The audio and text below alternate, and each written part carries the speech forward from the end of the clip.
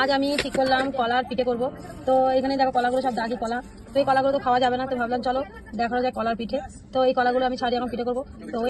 তো এখানে আমি নিয়ে নিচ্ছি যে নারকেল, আর এখানে আছে ময়দা, এই যে সুজি, আর এখানে আছে চিনি, আর এই যে কাজু বাদাম কিশমিশ, আর এখানে আছে মৌরি।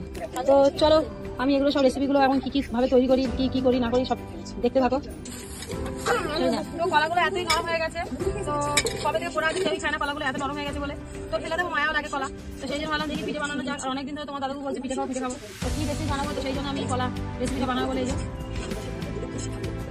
দেখো কত কলা, আর ফার্স্ট টাইম আমি কলার পিঠে বানাচ্ছি, কেন এর আগে আমি কলা ছাড়াই পিঠে বানিয়েছি মালপোয়া, তো এবারে কলার পিঠে বানাচ্ছি।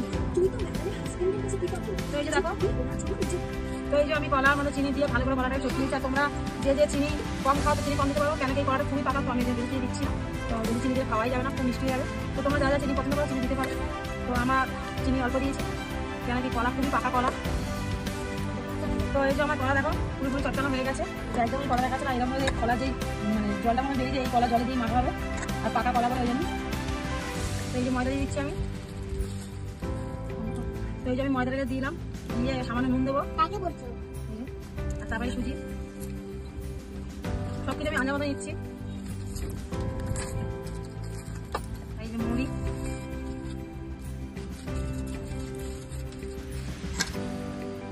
এখানে আছে নারকেল,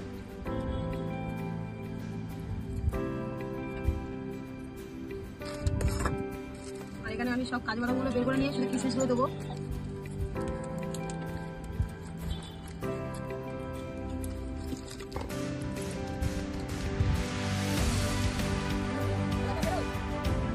তো সবকিছু আমি এখানে দিয়ে দিয়েছি পরিমাণ মতন, তো আমি সবকিছু আন্দাজ করে নিয়েছি, নিয়ে এবার আমি ভালো করে এটাকে মাখিয়ে নেবো। তো ভালো করে এরকম ফাটালেই পুরো ভাজি দেবো না, ভালো করে এরকম ফাটালেই তাহলে জিনিসটা খুব সুন্দর আর নরমও খুবই হবে, আর খেতে খুবই সুন্দর লাগবে। তো বন্ধ কর, তো এই যে গ্যাস দিয়ে দিয়েছি, কড়া বসে দিচ্ছি।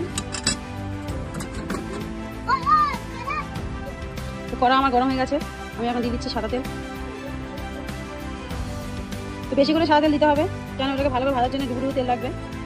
তো এখানে আমার অন্তত 400 তেল লেগেছে, তো এই যে আমি 400 তেল দেওয়া হয়ে গেছে, তেল গরমই হয়ে গেছে।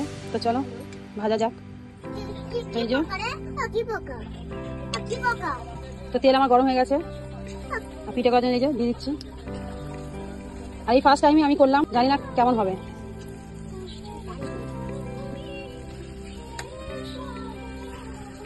আর তোমার দাদাবাবু খেতে এটা খুবই ভালোবাসে, সবসময় আমার শাশুড়ি মা করে, তো আজকে ভাবলাম নিজে নিজে করে দেখি কেমন হয়।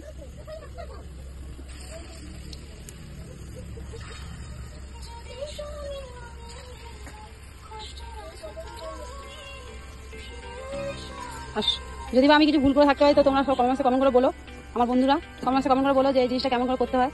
আমি তো জানি না, ফার্স্ট টাইম করলাম। আর দেখো কি সুন্দর করে ফুলেছে, গরম তেল। আর একটু গ্যাস সিম করে ভাজতে হবে, কেন কি কলা খুবই নরম, আর কলা নরম থাকে মানে একটু গ্যাস সিম করে না হলে ভেতরে কাঁচা কাঁচা থাকবে। দেখো খুব সুন্দর ফুলেছে। তো রেসিপি যারা যারা দেখেছো সবাই কমেন্টে কমেন্ট বলো রেসিপিটা কেমন হয়েছে। সবাইকেই বলছি মিষ্টি যারা যেরকম খাবে সেরকমই দেবে, আমরা কম খাই বলে মিষ্টি আমরা কমই দিয়েছি। তোমরা যেমন মিষ্টি খাবে তেমন যাবার, পাকা কলা বেশি মিষ্টি লাগেও না।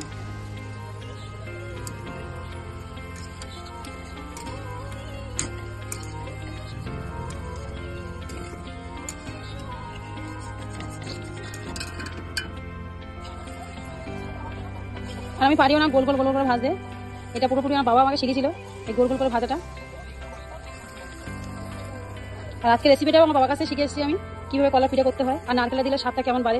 তো সেই জন্য নারকেলও দিয়েছি কলা পিঠেতে, অনেকজন নারকেল দেয় না কলা পিঠেতে, কিন্তু আমি দিয়েছি কেন এটা আমার বাবার রেসিপি। তো আমি ভাজা, তোমাদের দাদাবু চলে এসেছে, দাদাবু আমাকে হেল্প করছে একটু, কেন কি চিনি কম হয়েছে বলে আমি চিনি দিলাম। আর কলার গন্ধটা খুবই খুবই সুন্দর হয়েছে, মানে এত সুন্দর এখান থেকে সেন্টটা আসছে, হ্যাঁ স্মেল মানে খুবই সুন্দর আছে স্মেলটা। তো তোমার দাদাবু খাচ্ছে আর হেভি হেভি করছে। কেমন হয়েছে? তো আমাকে হেল্প করছে, আর নারকেলটা দিয়েছি বলে আরও টেস্টি হয়েছে। থ্যাংক ইউ আমার বাবাকে, কেন ওনার জন্য আমি সব জিনিসগুলো শিখতে পারি। গ্যাস সিম করে ভাজি বলে ভেতরে দেখো ওটা, মানে একটা ইয়ে করে দেখো, একটা না। তো দেখো ভেতরে কাঁচা নেই, আর এটা ঠান্ডা হলে পুরো বসে যাবে। আর ও তো হেভি টেস্টি হয়ে খাচ্ছে, 4টে খাওয়া হয়ে গেল অলরেডি। আর ওর জন্যই করা, ও খাচ্ছে, আমার ভালো লাগছে, কেন ওর জন্য পুরোপুরি করা, ও খুব ভালোবাসে এগুলো খেতে। আমি আগেও অনেক করতাম তেলের পিঠে, মানে ও যেগুলো খেতে ভালো সেগুলো আমি করতাম, এখন আর সময় হয় না বলে করি না।